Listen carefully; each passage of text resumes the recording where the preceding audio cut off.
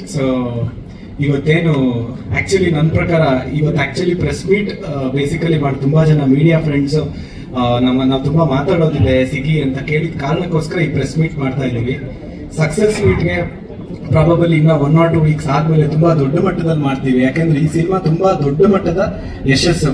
ಇದು ಕೃಷ್ಣ ಸಾರ್ಥಕ್ಗೆ, ಜಗದೀಶ್ಗೆ, ನಮ್ಮ ಬ್ಯಾನರ್ಗೆ ಅಥವಾ ವಿಜಯ್ ಸರ್ಗೆ ಅನ್ನೋದಕ್ಕಿಂತ ಹೆಚ್ಚಾಗಿ ಒಂದು ಇಂಡಸ್ಟ್ರಿಗೆ ತುಂಬಾ ದೊಡ್ಡ ಯಶಸ್ಸು ತಂದಿರುವಂತ ಸಿನಿಮಾ. ತುಂಬಾ ಜನ ಥಿಯೇಟರ್ ಓನರ್ಸ್ ರೀಸೆಂಟ್ ಆಗಿ ಲೈಕ್ ಫ್ರೈಡೆ ಸ್ಯಾಟರ್ಡೇದೆಲ್ಲ ಕಲೆಕ್ಷನ್ ಎಲ್ಲ ನೋಡಾದ್ಮೇಲೆ ಕಾಟೇರ ಆದ್ಮೇಲೆ ನಿಯರ್ಲಿ ಒಂದು 180 ಸಿನಿಮಾ ಬಂದಿದೆ 8 ತಿಂಗಳ ಗ್ಯಾಪ್ ಅಲ್ಲಿ. ಯಾವುದೇ ಸಿನಿಮಾ ಇಲ್ಲದೇ ಇರುವಂತ ಒಂದು ಬಿಗ್ಗೆಸ್ಟ್ ಓಪನಿಂಗ್ ತಗೊಂಡಂತ ಸಿನಿಮಾ ಭೀಮಾ. ಸೊ ಇದು ನಮ್ಮ ಬ್ಯಾನರ್ ಅಲ್ಲಿ ನಾವು ಪ್ರೊಡ್ಯೂಸ್ ಮಾಡಿದ್ವಿ ಅನ್ನೋದು ಒಂದು ಹೆಮ್ಮೆ ಒಂದ್ ಕಡೆ. ಇನ್ನೊಂದ್ ಕಡೆ ನಾವು ಬೈರಾಗಿ ಮಾಡ್ತಿರೋವಾಗ ವಿಜಯ್ ಸರ್ ಕರೆದು ಕೊಟ್ಟಿದ್ದ ಡೇಟ್ ಇದು. ಸೊ ಐ ಥಿಂಕ್ ಅವಾಗ್ಲೇನೆ ಆ ಬ್ಲೆಸ್ಸಿಂಗ್ ಇತ್ತು. ಸೊ ಅದನ್ನ ಏನ್ ಪ್ರಾಮಿಸ್ ಮಾಡಿದ್ರು ಸರ್ ಅದ್ರ ಪ್ರಕಾರನೇ ನಿಂತ್ಕೊಂಡು ಪ್ರತಿಯೊಂದು ಹೆಜ್ಜೆಲ್ಲೂ ಮಾಡಿದ್ದಾರೆ.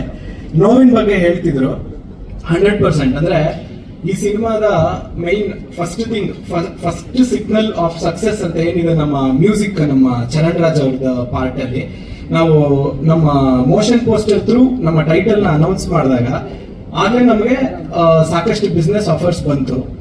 ಆಗ ನಾವು we didn't want to freeze it. ಯಾಕಂದ್ರೆ ಇವತ್ತು ಈ ಮಟ್ಟಕ್ಕೆ ಈ ಸಿನಿಮಾ ಆಗತ್ತೆ ಅಂತ ನಾವು ಅವ್ರ ಮನೆ ವಿಜಯ್ ಸರ್ ಮನೆ ಕೂತು ಮಾತಾಡಿದ ದಿನಾನೇ ಗೊತ್ತಿತ್ತು. ಸೊ ಹಾಗಾಗಿ ಒಂದೊಂದೇ ಇಲ್ಲ ಇನ್ನೊಂದ್ ಸ್ವಲ್ಪ ದಿನ ಆಗ್ಲಿ ಅಂತ ಬರ್ತಾ ಹೋದ್ವಿ. ಅಷ್ಟೊತ್ತಿಗೆ ಇಂಡಸ್ಟ್ರಿಯ ಒಂದು ಬಿಸ್ನೆಸ್ ಸ್ಟ್ಯಾಟಿಸ್ಟಿಕ್ಸ್ ಟೋಟಲಿ ಡಿಟೋರಿಯೇಟ್ ಆಗಿತ್ತು. ಸೊ ನಾನೇ ಪ್ರೀವಿಯಸ್ಲಿ ಬೈರಾಗಿ ಮಾಡಿದಾಗ ತುಂಬಾ ದೊಡ್ಡ ಮಟ್ಟದ ಬಿಸ್ನೆಸ್ ಮಾಡಿದೆ, ನಾನ್ ಥಿಯೇಟ್ರಿಕಲ್ ಬಿಸ್ನೆಸ್. ಈ ಸಿನಿಮಾದು ಮಾಡಕ್ ಆಗ್ಲೇ ಇಲ್ಲ. ಎಲ್ಲರೂ ಬಂದ್ರು, ಎಲ್ಲಾ ಚಾನಲ್ಸ್, ಎಲ್ಲಾ OTTಗಳು, ಪ್ರತಿಯೊಬ್ರು ಕೂಡ ಮಾತಾಡ್ತಾ ಇದ್ರು ಬಿಫೋರ್ ರಿಲೀಸ್. ಹಾಡುಗಳು ಎಕ್ಸ್ಟ್ರಾರ್ಡಿನರಿ ಇಟ್ಟು, ಟೀಸರ್ ಬಿಟ್ವಿ, ಅದು ವಿಜಯ್ ಸರ್ ಬರ್ಡೇ ಬಿಟ್ಟು ಟೀಸರ್ ತುಂಬಾ ದೊಡ್ಡ ಇಟ್ಟು. ಆಮೇಲೆ ನಮ್ಮ ಕಂಟೆಂಟ್ಗಳು ಏನೇ ಕಂಟೆಂಟ್ ಬಿಟ್ರು 2 ಸೆಕೆಂಡ್ ಅಲ್ಲಿ ವೈರಲ್ ಆಗುವಂತ ಕಂಟೆಂಟ್, ಎಲ್ರಿಗೂ ಅಫ್ಕೋರ್ಸ್ ಎಲ್ಲ ಬೈಯರ್ಸ್ಗೂ ಬೇಕಾದಂತ ಕಂಟೆಂಟ್.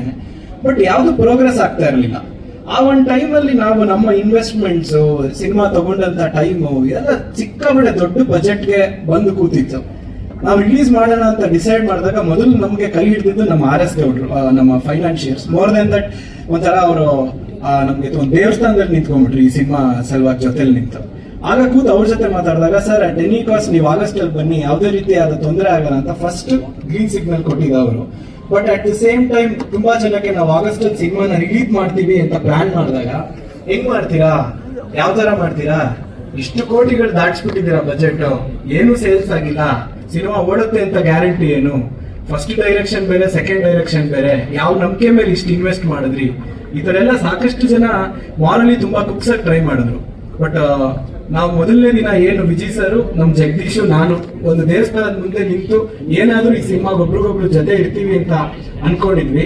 ಅವತ್ತಿನ ದಿನಾನು ಬಂದು ನಾವು 3 ಜನ ಇದೇ ಮಾತಾಡ್ಕೊಂಡಿದ್ದು, ಇಲ್ಲ ಮಾಡೋಣ ನಮ್ ಕೈಲಿ ಆಗತ್ತೆ ಅಂತ. ಆ ಒಂದು ಬಿಗ್ ಸಪೋರ್ಟ್ ನನಗೆ ಇವ್ರಿಬ್ರು ಕಡೆಯಿಂದ ತುಂಬಾ ಜೋರಾಗಿ ಸಿಕ್ತು. ಇಲ್ಲ ಸರ್ ಮಾಡ್ಬಿಡೋಣ ಆಯ್ತು. ಯಾವ ಮಟ್ಟದ ರಿಸ್ಕ್ ತಗೊಂಡಿದ್ವಿ ಅಂದ್ರೆ ಜನರಲಿ ಅಟ್ಲೀಸ್ಟ್ ಒಂದು ನಾನ್ ಥಿಯೇಟ್ರಿಕಲ್ ಅಲ್ಲಿ ಒಂದು 80% ಕವರ್ ಆಗೇ ಆಗುತ್ತೆ ಒಂದು ದೊಡ್ಡ ಮಟ್ಟದ ಸಿನಿಮಾ ಅಂದ್ರೆ. ನಾವು 99% ರಿಸ್ಕ್ ಅಲ್ಲಿ ಮಾಡಿದ ಸಿನಿಮಾ ಇದು. ಅಫ್ಕೋರ್ಸ್ ದಾಟ್ಬಿಡ್ತು, ಬಿಕಾಸ್ ರಿಲೀಸ್ಗೆಲ್ಲ ಅಗೇನ್ ನಾವು ತುಂಬಾ ಬಿಗ್ ರಿಲೀಸ್ ಮಾಡಿದ್ವಿ, ಬಿಗ್ ವೇನಲ್ಲಿ ಪಬ್ಲಿಸಿಟಿ ಮಾಡಿದ್ವಿ. ಪಬ್ಲಿಸಿಟಿಗೂ ಕೂಡ ನಾವು ಯಾವುದೇ ರೀತಿಯಾದ ಹಣ ಲೆಕ್ಕಾಚಾರ ಹಾಕ್ದಲೆ ಅದು ಕೂಡ ಕೋಟಿಗಳ ಗಟ್ಟಲೆ ಖರ್ಚು ಮಾಡಿದ್ವಿ. ಸೊ ನಮ್ಗೆ ಏನು ಇನ್ಕಮಿಂಗ್ ಇಲ್ಲ ಅನ್ನೋ ಸ್ಟೇಜ್ ಅಲ್ಲೂ ಕೂಡ ನಾವು ಯಾವತ್ತೂ ಸ್ಟಾಪ್ ಮಾಡಿಲ್ಲ, ಮಾಡ್ತಾ ಹೋದ್ವಿ. ಯಾಕಂದ್ರೆ ಈ ಸಿನಿಮಾ ಮೇಲೆ 100% ಇದ್ದಂತ ವಿಶ್ವಾಸ ಅದು ಖಂಡಿತ ಉಳಿಸುತ್ತೆ ಅನ್ನೋ ಒಂದು ನಂಬಿಕೆ ಮೇಲೆ ಮಾಡಿದ್ವಿ. ಇವತ್ತು ನಾವೇನು ಫ್ರೈಡೆ ಸಿನಿಮಾ ರಿಲೀಸ್ ಆಯ್ತು, ಫ್ರೈಡೆ ಮಾರ್ನಿಂಗ್ ಶೋ ರಿಪೋರ್ಟ್ ಬಂತು. 10 ಜನರಲ್ಲಿ ಅದು ಆಸ್ ಯೂಶುವಲ್ ಒಂದು 8 ಜನ ಎಕ್ಸ್ಟ್ರಾಡಿನರಿ ಸಿನಿಮಾ ಅಂದ್ರು, ಒಂದಿಬ್ರು ಚೆನ್ನಾಗಿಲ್ಲ, ಸೋಮವಾರ ಆದ್ಮೇಲೆ ಹೋಗಲ್ಲ ಅಂತ ಅವತ್ತೇ ಹೇಳಿದ್ರು. ಸೋಮವಾರಕ್ಕಾದ್ವಿ.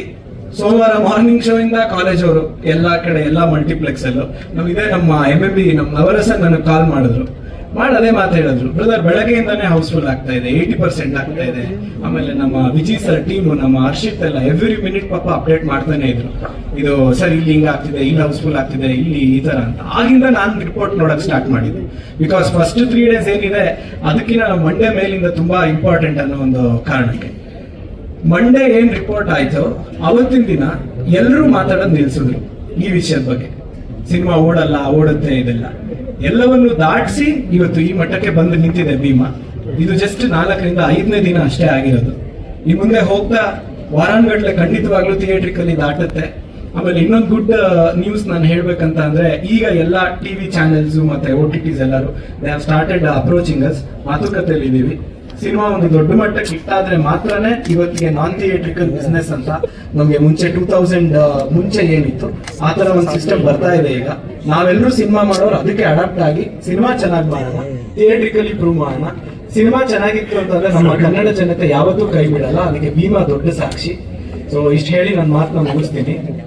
ಸಾರಿ, ಇದ್ರ ಜೊತೆಗೆ ನಾನು ನಮ್ಗೆ ಡೇ 1 ಇಂದ ಜೊತೆಲಿ ನಿಂತ ಕಂಪ್ಲೀಟ್ ಮೀಡಿಯಾ ಮತ್ತೆ ನಮ್ಮ ಪ್ರಮೋಷನಲ್ ಟೀಮ್ಸ್ ಮತ್ತೆ ನಮ್ಮ ಡೈರೆಕ್ಷನ್ ಟೀಮು, ಆಮೇಲೆ ಸಿನಿಮಾಲಿ ಕೆಲಸ ಮಾಡಿರೋ ಎಲ್ಲ ಟೆಕ್ನಿಷಿಯನ್ಸ್ ಮತ್ತೆ ಅಷ್ಟು ಜನ ಆರ್ಟಿಸ್ಟ್ಗೆ ಎಲ್ಲರಿಗೂ ಕೈ ಮುಗಿದು ಥ್ಯಾಂಕ್ಸ್ ಕೇಳ್ತೀನಿ. Thank you so much. Thanks for being with us. ನಮ್ಮ ಜರ್ನಿನಲ್ಲಿ ನಿಮ್ಮ ಪಾತ್ರಗಳು ತುಂಬಾ ಮುಖ್ಯ ಇದೆ. ಸೊ ಹಾಗಾಗಿ ನೀವು ಇವತ್ತೇನು ಸಕ್ಸಸ್ ಕೊಟ್ಟಿದ್ದೀರಾ, ಈ ನಾವೆಷ್ಟೇ ಸಿನಿಮಾ ಮಾಡಿದ್ರು, ಈ ಕೆರಿಯರ್ ಎಷ್ಟೇ ಮುಂದಕ್ಕೆ ಹೋದ್ರು ಅದನ್ನ ಉಳಿಸ್ಕೊಂತೀವಿ. Thank you so much. Thank you. ಅಂದ್ರೆ ಇವತ್ತು ನಾವು ಸುಳ್ಳು ಹೇಳ್ಬೋದು, ಇವತ್ತು ಯಾರೇ ಒಂದು ಆ್ಯಪ್ ಓಪನ್ ಮಾಡಿದ್ರೆ ಈಸಿಯಾಗಿ ಸಿಗುತ್ತೆ. ಎಲ್ಲಾ ಥಿಯೇಟರ್ ಕೂಡ ನನಗೆ ರಿಟರ್ನ್ ಆಗುತ್ತೆ. ಎಲ್ಲಾ ಕಡೆ ಫಸ್ಟ್ ಎಲ್ಲ ಕಡೆ ಕಲೆಕ್ಷನ್ ಚೆನ್ನಾಗಿದ್ದಾಗ ಯಾವ ಥಿಯೇಟರ್ ಸರ್ 8 ತಿಂಗಳಿಂದ ಸಿನಿಮಾನೇ ಇರಲಿಲ್ಲ ಅಂತದ್ರಲ್ಲಿ ಇಷ್ಟು ದೊಡ್ಡ ಮಟ್ಟಕ್ಕೆ ಸಿನಿಮಾ ಸಿಕ್ಕಿದಾಗ ಯಾರು ಸಿನಿಮಾ ತೆಗಿಯಲ್ಲ. ಹಾಗಾಗಿ ಅದೊಂದು ಪ್ಲಸ್ ಪಾಯಿಂಟ್. ಆಮೇಲೆ ನಮ್ಮನೆ ಥಿಯೇಟರ್ಗಳಿದೆ. ಆಮೇಲೆ ಮೇನ್ ಏನು ಅಂತಂದ್ರೆ ನಮ್ಮ ಫ್ರೆಂಡ್ ಸರ್ಕಲ್ ಥಿಯೇಟರ್ಗಳಿದೆ ಮೇನ್. ಹಾಗಾಗಿ ಎಲ್ಲರೂ ಸಪೋರ್ಟ್ ಚೆನ್ನಾಗಿದೆ ಈ ಸಿನಿಮಾ.